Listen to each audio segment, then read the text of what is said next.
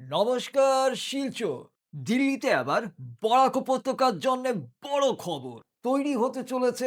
বরাক ভবন রাজধানী দিল্লিতে অসম সরকারের উদ্যোগে বরাক ভবন তৈরির মতো এক স্বপ্নীল প্রকল্প ধীরে ধীরে দানা বাঁধছে। নিঃসন্দেহে এক মহতী উদ্যোগ। এই ভবন তৈরি হলে বরাক উপত্যকা থেকে চিকিৎসা, শিক্ষা, চাকরি বা সরকারি কাজে দিল্লি যাওয়া মানুষজনের জন্যে থাকার ও প্রয়োজনীয় সহায়তা পাওয়ার অনেক অনেক সহজ হবে। সরকার অবশ্য এ থেকেও আরো একটু বেশি ভেবে রেখেছে জনসাধারণের জন্যে। এর ঠিকানা কিনা অসমবাসীর সাংস্কৃতিক, ধর্মীয় ও সামাজিক কর্মকাণ্ডেরও অন্যতম কেন্দ্র করে গড়ে তোলা হবে।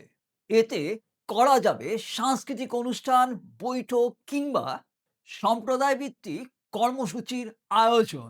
যদিও ভবনটি কোথায় হবে, কবে নাগাদ নির্মাণ কাজ শুরু হবে বা কত অর্থ ব্যয় হবে সে বিষয়ে এখনো কোনো ঘোষণা করা হয়নি।